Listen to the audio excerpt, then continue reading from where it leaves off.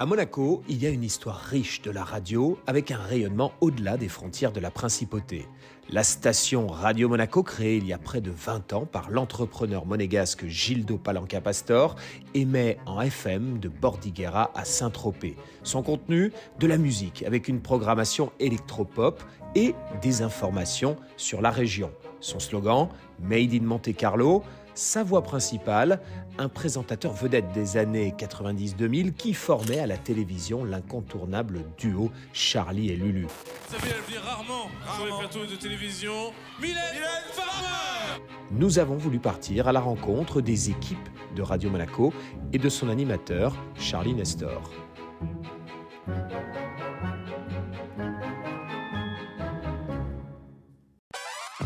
La Charlie Family. Radio Monaco, sur vos écrans. Bonjour à tous et bienvenue sur Radio Monaco. Et oui, c'est la Charlie Family qui vous accompagne jusqu'à 19h pendant 3 heures d'émission. Nous sommes ensemble. Bonjour Charlie Nestor. Mais bonjour Anaïs. Est-ce que vous êtes prêts pour une nouvelle émission pleine d'amour, d'asperges, de cinéma et de pique-nique? Ah bah Bien oui. sûr. Eh ben écoutez, ça tombe bien parce que justement la Charlie Family, ça démarre tout de suite et en musique. À Radio Monaco, il est 16h. Radio Monaco. La Charlie Family. Bon, alors vous, Charlie Nestor, c'est parce que c'est votre nom de famille. C'est mon nom de famille, c'est mon vrai prénom et mon nom de famille. Mais est-ce que les gens ne croient pas que votre nom de famille, c'est Elulu? Parce Alors, que c'est Charlie et Lulu. Il y a de ça, Ouais. mais il y a plus important, dans le sens où Charlie, déjà, c'est pas banal. Ouais. Donc, je m'appelle Charlie parce que ma maman était fan de Charlie Parker, jazzman. D'accord. Et donc, on lui avait fait un disque de Charlie Parker et elle s'est dit, voilà, si j'ai un fils, il s'appellera Charlie. Voilà. Très bien. Quant à Nestor, je n'y peux rien, c'est comme ça. Mais effectivement, ce sont deux prénoms. Et puis voilà, ça fait un peu pseudo, mais pas du tout. Alors, à l'origine, vous êtes antillais. Oui. D'accord. Et puis, vous avez fait vos débuts à Paris. Ah, vous moi, je suis né à Paris. rêviez de travailler dans la télévision, Oui. dans ce monde-là, Oui. dans le monde de l'audiovisuel. Bah, moi, je regardais la télévision quand j'avais 6 ans, 7 ans, de façon peut-être un peu différente des autres. C'est-à-dire que je me demandais tout le temps, comment on fait pour faire une émission de télévision? Est-ce que les gens arrivent à 8h du soir en se disant, bon, qu'est-ce qu'on fait à 8h30? Ou alors est-ce que c'était plus réfléchi, plus travaillé? Et ça m'obsédait au point où il fallait que, quand j'étais adolescent, que j'aille assister à des émissions de télévision pour me rendre compte... En fait, il n'y a aucun travail du tout derrière. Non, bah, à quel niveau?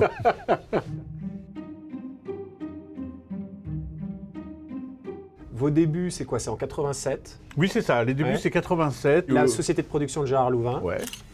Je suis assistant de l'assistant de l'assistant. Non, je suis coursier, en fait, à la base. Ok. Voilà. Et mais je suis content parce que je suis dans l'univers dans lequel j'avais envie d'être. Donc, toutes les questions que je m'étais posées auparavant, bah, j'ai les réponses. Vous rêviez, vous pensiez faire de l'antenne? Non. Vous vouliez du juste tout. évoluer dans ce monde-là? Ah, moi, j'étais déjà content. Coursier, déjà, avec mon diable, j'étais content. Hein. Ok. J'étais responsable du champagne. C'est très important en télévision, Ouais. surtout à l'époque.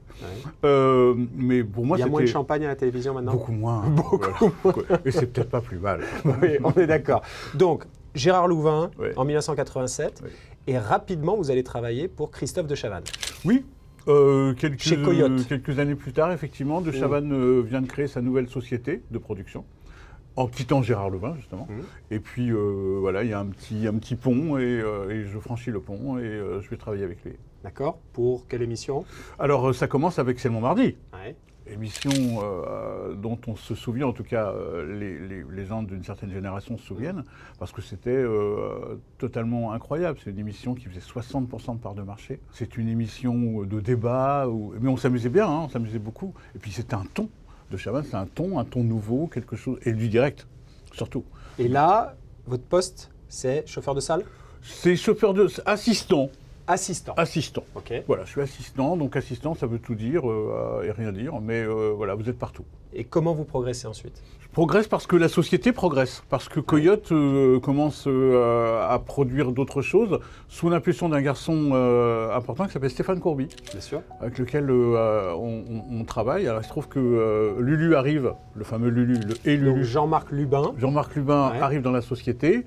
Il est, entre guillemets, un peu pistonné par Stéphane Courby, qui est son ami d'enfance. Ouais.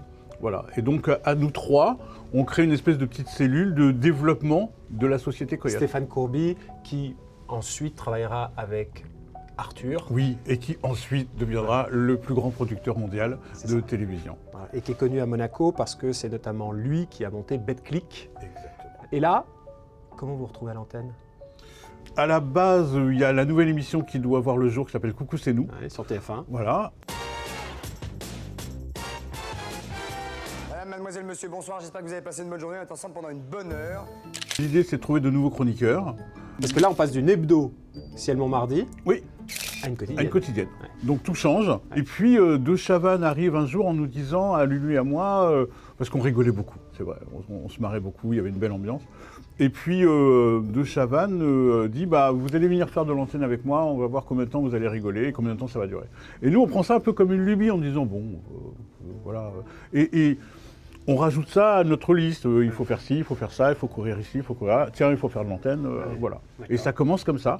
Et je crois que le jour où on commence l'antenne, c'était le 22 septembre 1992, je me souviens très bien. À ce moment-là, il se passe un truc, je sais pas, avec le public, avec De Chavannes, il me dit... Mais vous aviez déjà le sens du public, étant donné que vous étiez celui qui devait qui chauffer chauffait, la salle. oui, Ouais. oui, mais il y a une grosse différence entre le public qui est présent et le public qui vous regarde. D'ailleurs, vous n'avez pas conscience, au début en tout cas, du public qui vous regarde. Vous pensez que les gens qui regardent la télévision, en tout cas qui vous voient, sont que des gens qui vous connaissent. Votre famille, vos voisins, etc. Vous n'imaginez pas du tout qu'il peut y avoir 2, 3, 4, 5, 6 millions de gens qui vous regardent en même temps. C'était complètement fou. Et là, tout de suite en duo avec Lulu, Oui. Jean-Marc Lubin. Oui, on fait ce qu'on appelle les pré-génériques avec De Chavannes, donc on les fait en direct. C'est de la totale impro, c'est-à-dire qu'on part sur une idée. Il y a juste une idée. À noter d'ailleurs que celui qui écrivait les idées, c'est Michel Hazanavicius, qui est devenu oscarisé, Bien sûr. césarisé Avec et The oscarisé. Artist. Voilà, Ouais. comme quoi, Ouais. ça mène à tout. Jean Mais c'est- Dujardin. Voilà, mais c'est lui qui écrivait les petites baselines, voilà. Et on fait ça tous les jours en direct, et on se marre. Et puis la grande aventure M6.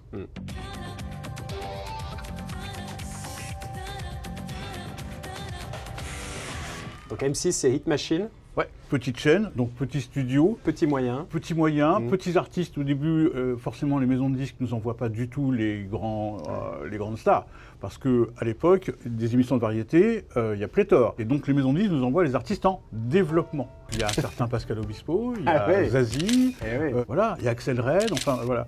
Et il y a même le retour de Céline Dion, la fameuse. Puisqu'elle sort son album de Goldman. Donc, on bénéficie de tout ça. En termes d'audience, ça explose. Donc, c'est juste, on vit un rêve éveillé. C'est-à-dire que tout d'un coup, l'émission explose. En direct? Non, enregistré. Enregistré. Enregistré. Et après, on passe effectivement, on a une Parce quotidienne. que pour avoir les artistes le samedi à 10h30... C'est compliqué. ouais, c'est Au début, je vais être sincère, hein, je pensais que les maisons de disques, pour nous faire plaisir, nous envoyaient des sosies. Parce que je me dis, c'est pas possible. Mariah Carey, pourquoi Mariah Carey viendrait nous voir? Pouvez-vous dire à Maria qu'elle est très en beauté, s'il vous plaît? Mariah, Lulu tells me that you're beautiful. Merci beaucoup. Merci beaucoup. Je fonds. Et c'est la même chose pour Johnny. Moi, Johnny, je l'avais vu qu'à la télévision. Et on me dit, il y a Johnny.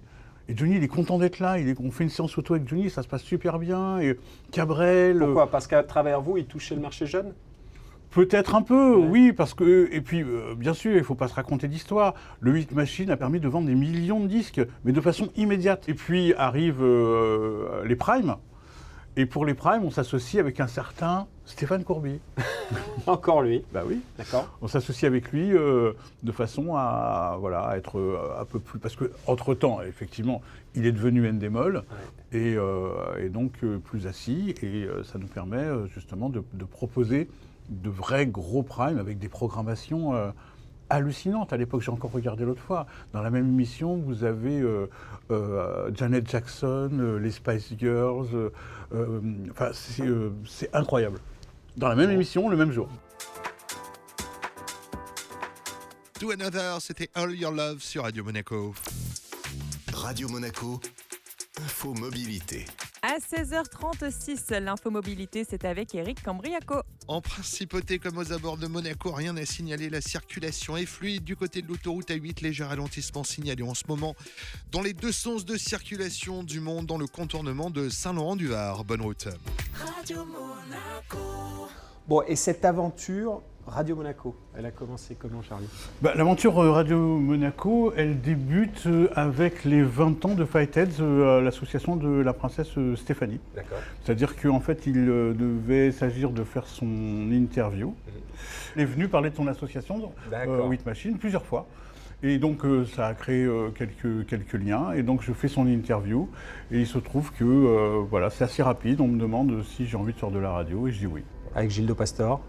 Ah oui, que je ne connaissais pas, mais que je rencontre plus tard. Qui est le grand patron et le propriétaire de la radio. Exactement. Et je découvre justement qu'il c'est un passionné de musique, passionné de radio. Et puis surtout, on a un cadre de travail qui est juste incroyable.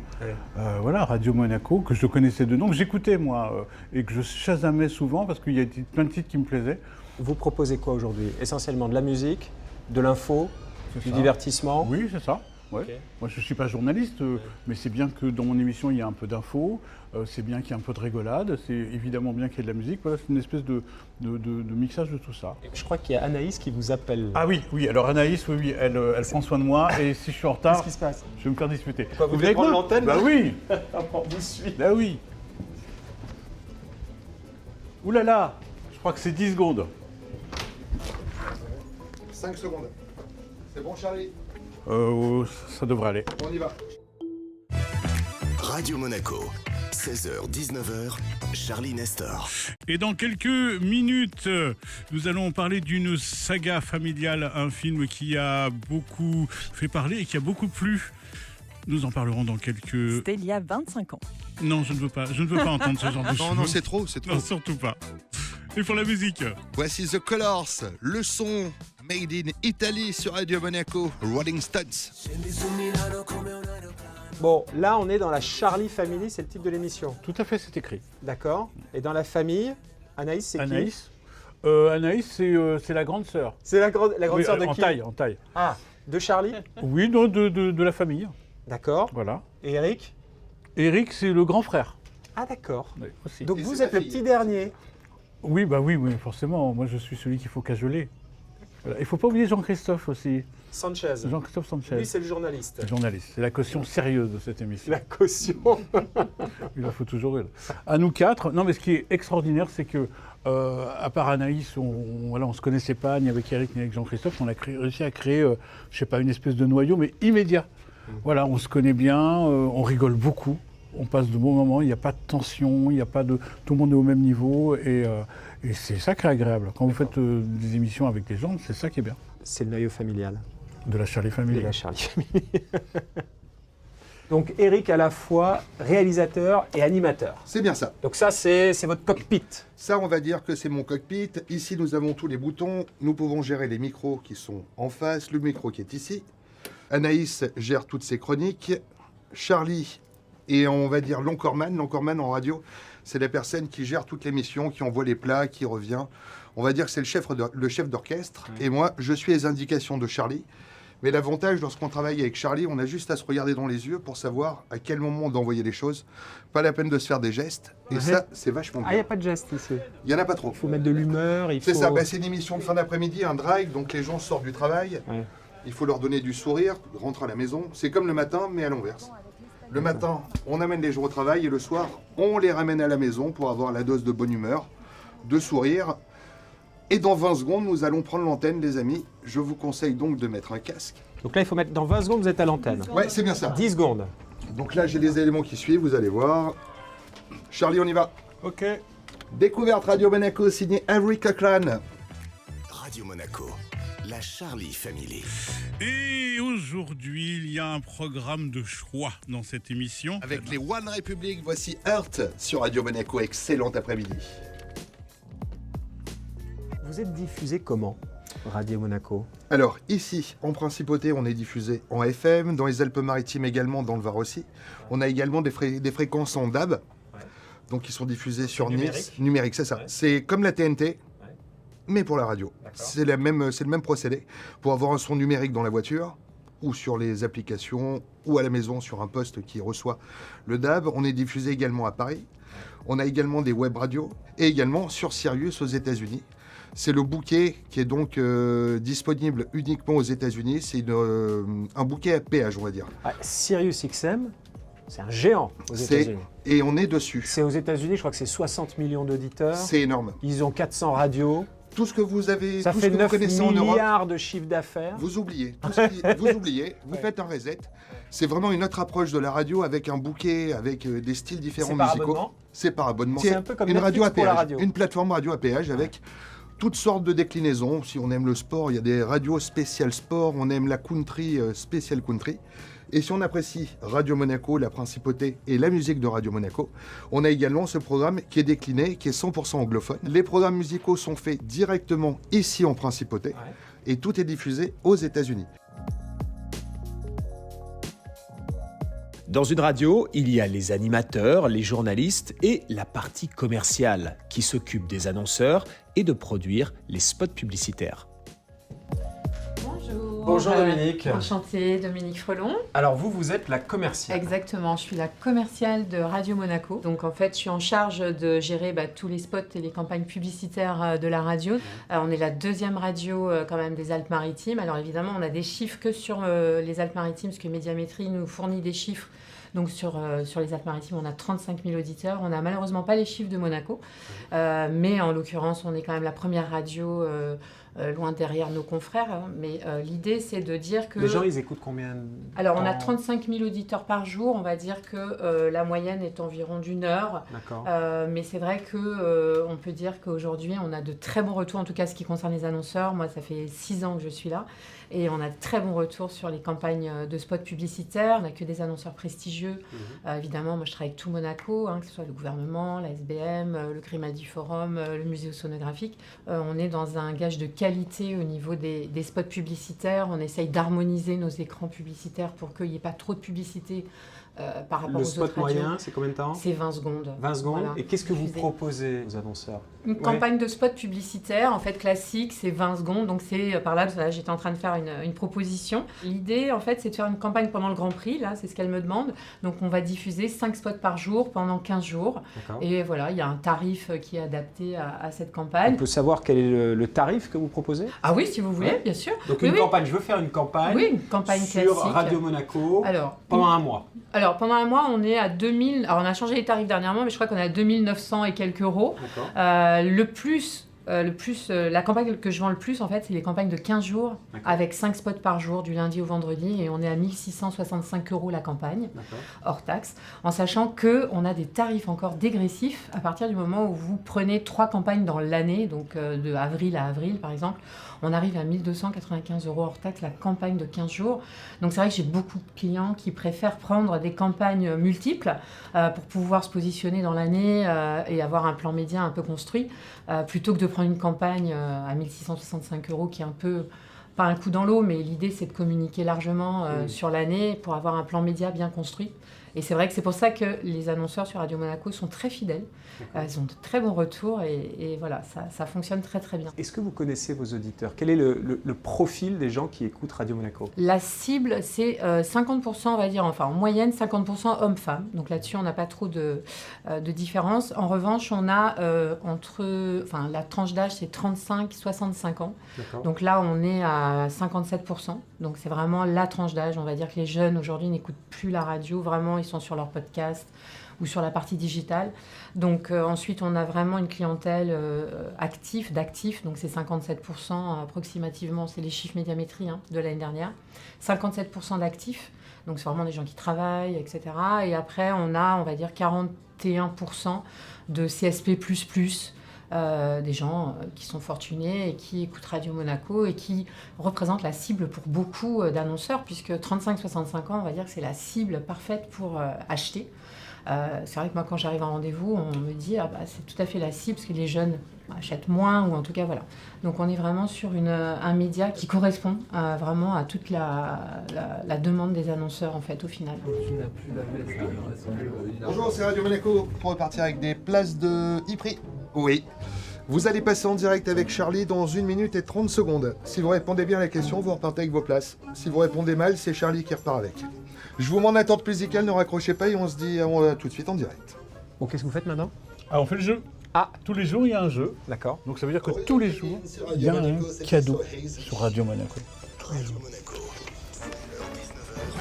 Et c'est le moment du jeu auditeur. Le jeu auditeur, c'est tous les jours, car nous aimons gâter nos auditeurs, Anaïs. Et oui, et cette semaine, dans la Charlie Family, nous vous invitons au Monaco e-Prix le week-end des 16 et 17 mai. Donc, chaque jour, nous vous faisons gagner 2 invitations pour assister à cet événement exceptionnel et supporter les meilleurs pilotes de Formule I.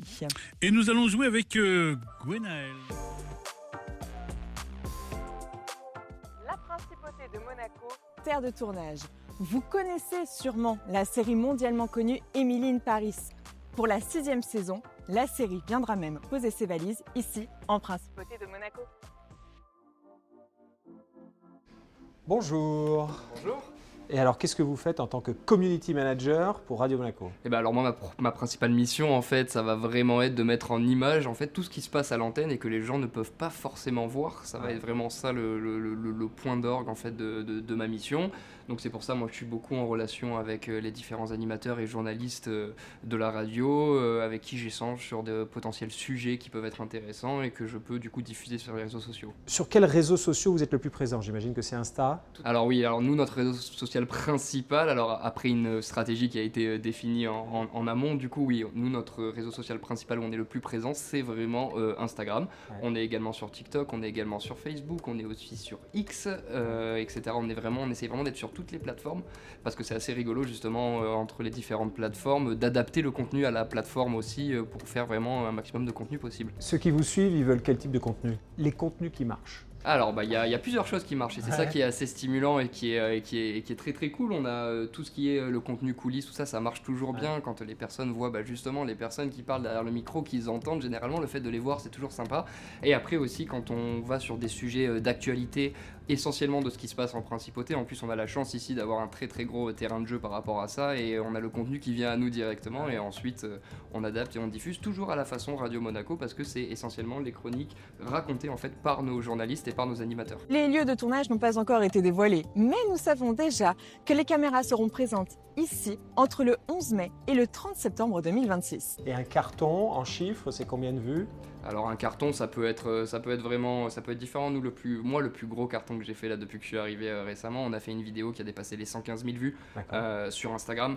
Voilà, après sur TikTok, on a fait du contenu aussi. Et c'était quoi comme contenu ? Alors c'était un contenu sur l'extension. C'était notre journaliste Jean-Christophe Sanchez qui s'était rendu à l'aéroport de Nice pour l'inauguration de l'extension du terminal 2. D'accord. Voilà. Ça marche très fort. En présence de son Altesse Sérénissime le Prince Albert II, en présence du ministre des Transports français, etc. Donc il y avait beaucoup de personnalités qui étaient présentes aussi pour cet événement. Donc oui, ça a bien marché ça. La durée moyenne de vos contenus ? Alors moi je vais entre 30 et 1 minute. Je peux dépasser et aller parfois, si le contenu le vaut, jusqu'à 2 minutes 30, mais jamais au-delà de ça. Et il faut que ce soit très accrocheur dès le début ? Il faut que ce soit très accrocheur dès le début, c'est ce qu'on appelle les hooks. C'est ça, il faut vraiment que le hook donc soit... Le hook, c'est l'hameçon ? Le hook, c'est l'hameçon. Le hook, c'est la petite tape sur l'épaule pour dire, regarde, j'ai fait ce contenu, reste un petit peu, je pense que ça va t'intéresser. Vous devriez peut-être faire chanter Charlie. Pourquoi pas ? Ouais, ça pourrait marcher. Ça peut marcher, on va lui demander, comme ça on va avoir un hook pour notre promo. Merci Mathieu. Merci à vous. Ensuite, vous avez fait un peu de chanson, un peu de musique ? Un peu de musique, oui. Pareil, une idée. Nous, on voit arriver en 96, les boys band. Ouais. Et ça nous fait rire parce que moi, j'ai pas connu Claude François, j'ai pas connu les Beatles, mais je vois l'hystérie. Je vois l'hystérie, les jeunes filles qui arrivent le matin à 8h pour une émission qui va être tournée le soir. Je vois les envahissements de plateaux, etc. Des choses que j'avais vues à la télévision, mais je ne savais pas que ça pouvait encore exister. Et je me dis, tiens, il y a peut-être un truc. Sauf que les boys bands, c'est un peu léger, alors que vous, il y a une vraie écriture. Hein. C'est le feu, ça brûle, l'eau, ça mouille. C'est quand même tous les oiseaux volent dans le ciel. C'est quand même une chanson contre tous les problèmes domestiques que vous pouvez avoir. Hein. C'est-à-dire inondations, feu dans la cuisine. C'était de la prévention, en fait. Évidemment. D'accord. Le feu, ça brûle, et l'eau, ça mouille. Tous les oiseaux volent dans le ciel. Voilà, et il n'empêche que cette bêtise, en fait, c'est pas un disque à la base. On le fait dans l'émission pour rigoler, pour se marrer. D'accord. Et Thomas Valentin et Thierry Bizot nous appellent un jour en nous disant... Donc Thomas Valentin, patron des programmes d'M6. Directeur des programmes d'M6, nous appelle en disant il va y avoir un Dance Machine spécial Boys Band.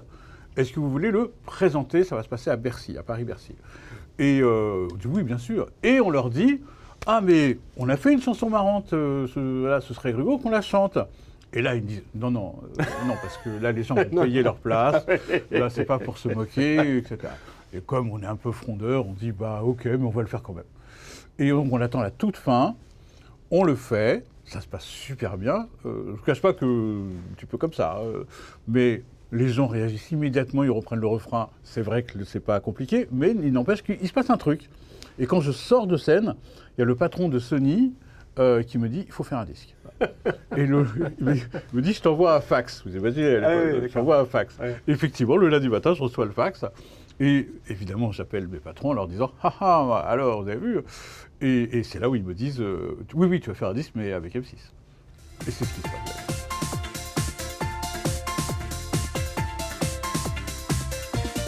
Bravo Gwenaëlle, vous avez bien remporté vos 2 places pour assister au Monaco e-Prix le week-end des 16 et 17 mai. Bravo! Ah super, merci beaucoup. C'est ça Radio Monaco, c'est la radio des cadeaux. On vous embrasse Gwenaëlle, merci pour votre fidélité. Côté musique, la suite dans une poignée. Vous avez un beau métier quand même. Vous faites gagner des cadeaux aux gens. Alors, oui, c'est un bon métier. Oui, parce qu'effectivement, on a des auditeurs d'abord, on a des auditeurs géniaux. Mais au-delà de ça, oui, c'est quand même super agréable de pouvoir parler à des auditeurs, pouvoir leur faire gagner des cadeaux, passer de la musique. Bien sûr que c'est un très beau métier. Bon. Merci Charlie. Mais merci, c'était trop court pour venir. Est-ce que vous pouvez revenir? Les bonnes choses ont une fin. Pour revenir toutes les semaines. Allez. C'était une belle rencontre. Oui.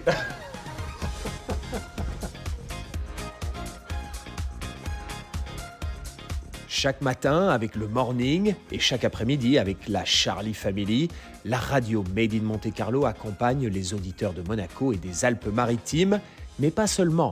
Elle rayonne également aux États-Unis via le réseau du mastodonte SiriusXM.